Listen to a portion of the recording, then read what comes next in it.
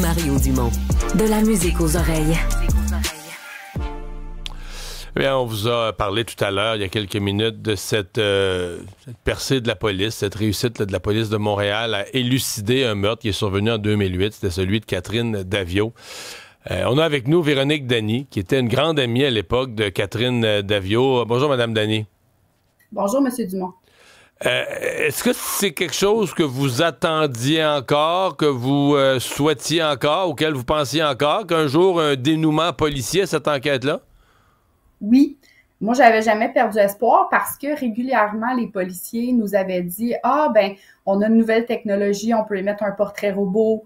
Maintenant, avec la technologie, on peut aller jusqu'au deuxième cousin ou on peut faire des rapprochements d'ADN. » Fait que quand même, régulièrement, chaque quelques années, là, on avait des nouvelles comme quoi les technologies avançaient. Donc, on perdait pas espoir. Donc, les policiers gardaient un lien, là, même après 17 ans, avec la famille, avec les proches, sur l'enquête est toujours ouverte. Donc, on gardait cette communication-là. Oui, absolument. OK. Vous avez réagi comment hier en apprenant ça? Ou avant hier, si vous l'avez su peut-être un petit peu avant, vous avez réagi comment en apprenant qu'on avait... D'abord, qu'on avait trouvé l'explication, qu'on avait trouvé le coupable et qui était décédé, là? Ben, la première des choses, c'est un soulagement de savoir que c'était pas un proche, parce qu'on avait toujours eu ça derrière la tête, parce qu'étant donné qu'il n'y avait pas eu de trace d'effraction, les policiers avaient toujours été sous l'impression qu'elle avait ouvert volontairement la porte, puis que c'est quelqu'un qu'elle connaissait. Fait que savoir qu'il n'y avait pas quelqu'un dans son entourage qui était une personne telle que ça nous a soulagés. Après ça, de savoir que cette personne-là était en liberté, pendant quelques jours, de ce que j'ai compris, libération conditionnelle. Parce que c'est un abonné des prisons, de la criminalité, qui était en liberté juste à ce moment-là pour aller commettre son crime, là. Ça vous choque, ça? Exact. Ben, c'est que c'est à ce moment-là qu'elle a eu la malchance de mettre sa voiture à vendre. Fait que, tu sais, vraiment se trouver au mauvais moment, tu sais, mauvaise place au mauvais moment, c'est comme le paroxysme de cette expression-là. Là. Parce qu'il ne connaissait pas partout, elle le connaissait pas, lui, il le connaissait pas, c'était un hasard, c'est une loterie à la mauvaise personne, au mauvais endroit, au mauvais moment, tout simplement, là. Exact. Ouais. Exact. Fait que si on n'en revient pas, de ce qu'on a compris, le 10, il y avait rendez-vous avec elle, il avait pris rendez-vous avec elle pour la visite de la voiture, il s'était pas présenté, il s'est plutôt présenté le 11. Fait qu'il avait préparé son crime parce qu'on se souvient qu'il avait on a trouvé des tie wraps par terre dans son appartement. Là. Fait que c'est quelque chose. C'est prémédité. Oui. Le fait qu'il soit décédé aujourd'hui, est-ce que vous avez un sentiment que comme justice sera pas rendue, qu'il n'y aura pas un procès, un jugement, mais il était déjà en prison, vous allez me dire, mais le fait qu'il soit décédé, ça vous dit quoi? Ben, d'un côté, qu'il ne pourra pas faire de tort, qu'il n'y a pas d'autres victimes possibles, ça c'est une chose. Mais c'est sûr que qu'il n'ait pas pu être confronté à son crime puis condamné, c'est malheureux. Mais d'un autre côté, il est mort. Il est mort jeune, 61 ans, tant mieux. Parlons de Catherine. Vous repassez parce que décédée, évidemment, elle avait 26 ans, elle était très jeune. Je suppose que vous aviez à peu près le même âge qu'elle à ce moment-là. Est-ce que vous posez encore la question, elle serait quoi aujourd'hui à 43 ans? Elle aurait quoi comme vie? Est-ce que ça vous habite encore? Oui, toujours. Ben moi, dans le fond, j'ai un rappel constant parce que ma fille est née quelques jours après son décès. Fait que je vois ma fille grandir, qui est rendue maintenant adolescente, puis je me dis, OK, il y a toutes ces années-là qui ont passé. Quand elle est décédée, c'était le début de Facebook. On écoutait des séries, mais il n'y avait pas encore...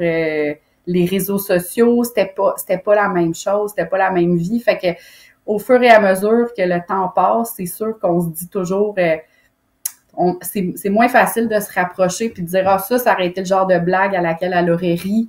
Ça au travail, elle aussi, elle aurait réagi comme ça parce qu'elle a pas eu la chance de vieillir de cette façon-là. Mais je pense à elle, son intérieur, son sens de l'humour, son grand cœur, etc.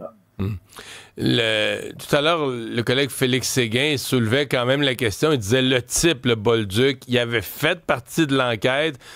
Ce qui l'avait disculpé, on avait dit qu'il y avait un alibi très clair, très béton, qui était visiblement un mensonge, une fausseté.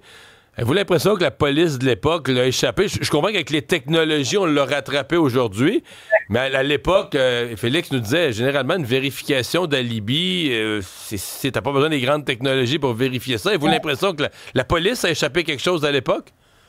Comme votre collègue disait, moi aussi, je suis vraiment reconnaissante avec le travail qui est fait actuellement, mais il s'est pas présenté à sa résidence de libération conditionnelle le 11 au soir. Ils l'ont rattrapé le lendemain, le 12 à Sherbrooke. Puis, sachant qu'est-ce qui s'est produit le 11 au soir, il n'aurait pas pu faire un test d'ADN à ce moment-là. C'est un criminel qui se présente pas à son lieu pendant qu'il est en libération conditionnelle la même journée. Puis qui a eu rendez-vous avec une personne qui est décédée, qui a été assassinée. Ben non, non, ils n'ont pas pu faire le lien de son nom. C'est ça l'affaire. Je pense qu'il y a eu quelque chose avec le téléphone. Puis, ils n'ont pas été capables de savoir que c'était lui qui avait communiqué.